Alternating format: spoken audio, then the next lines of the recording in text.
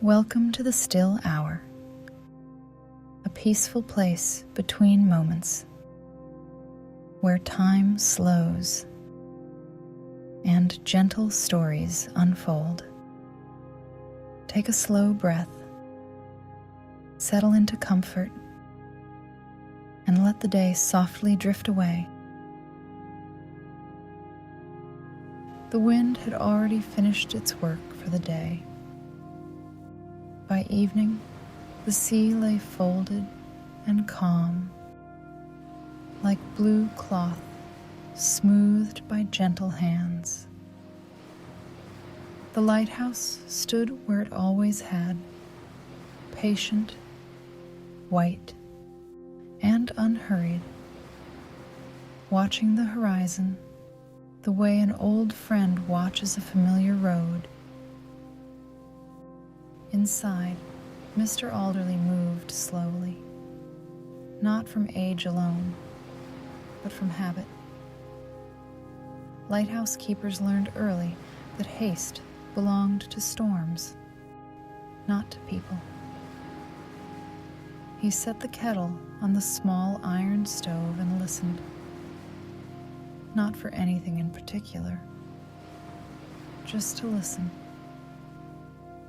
The building spoke in quiet ways, wood settling,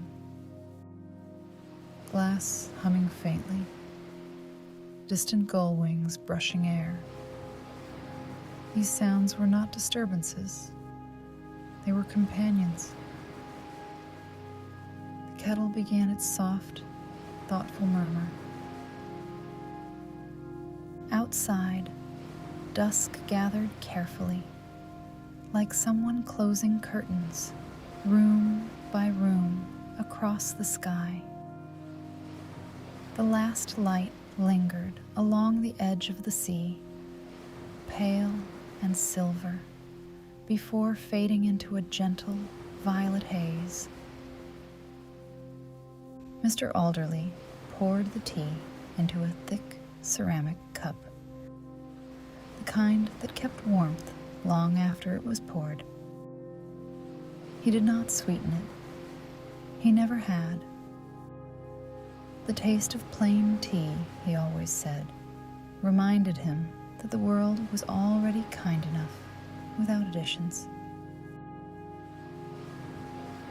He carried the cup up the spiral steps. Each step was familiar beneath his feet. He could climb them in darkness if needed, and sometimes he did. But tonight, the lantern room above glowed faintly, waiting for him like a lantern left in a window. At the top, he opened the small brass latch and stepped inside. The glass walls wrapped around him in a quiet circle. Beyond them, the sea stretched into shadow, breathing slowly, steadily, as though the whole ocean had decided to rest. He set his cup beside the lamp apparatus and began his evening ritual. Polishing first, always polishing.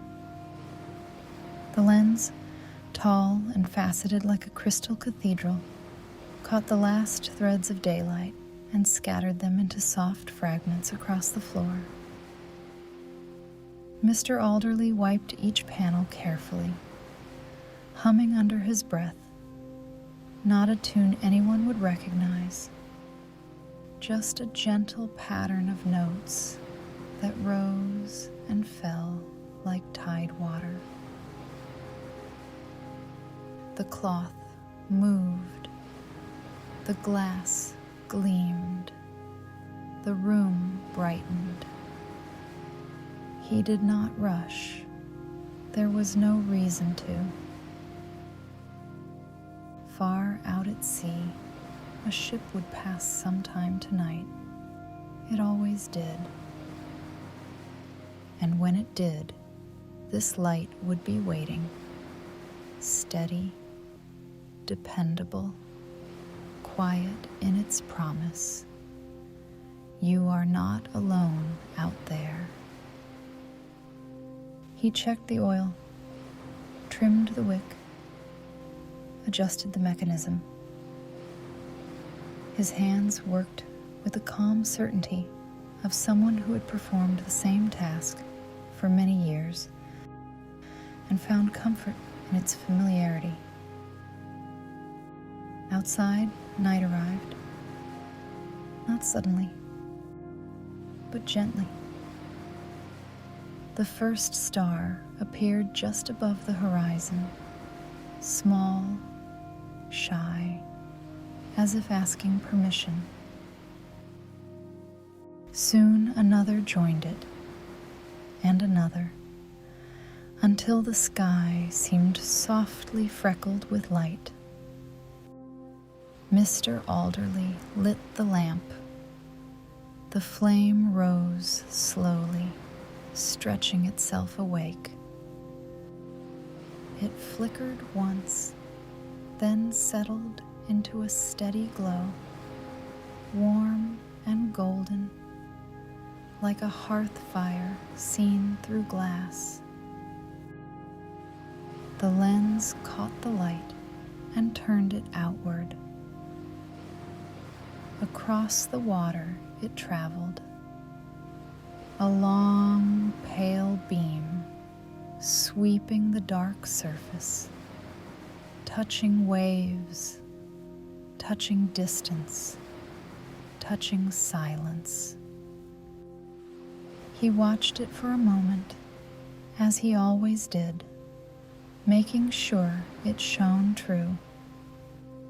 Satisfied, he picked up his tea again and sat in the wooden chair near the window.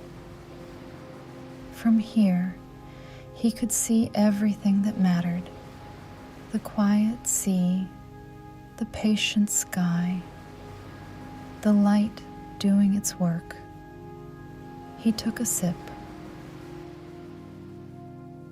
The warmth spread slowly through him, the way lamplight spreads across a room. Not all at once, but gently, until every corner feels it. Below, the rocks whispered as the tide brushed past them. Above, the lantern glass held the soft reflection of stars.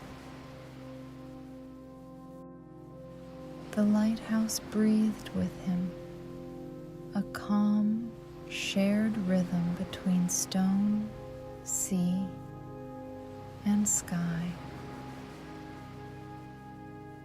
Mr. Alderley leaned back, listening. Somewhere far off, a ship's bell rang once, faint as memory. He smiled just slightly. All was well. The light was lit. The sea was calm. And the evening, like a kindly guest, had settled in for a long and peaceful stay.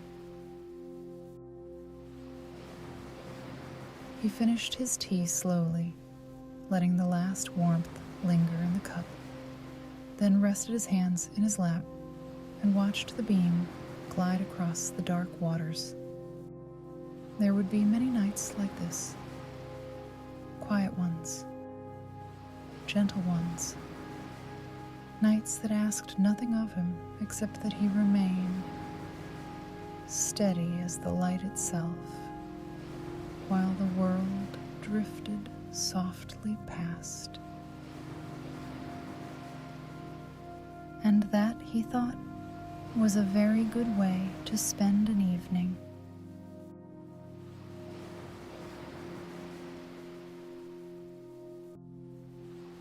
And as our story comes to rest now, the world grows still again. The lamps glow softly. The air is calm, and nothing more is asked of you. Stay here and simply rest.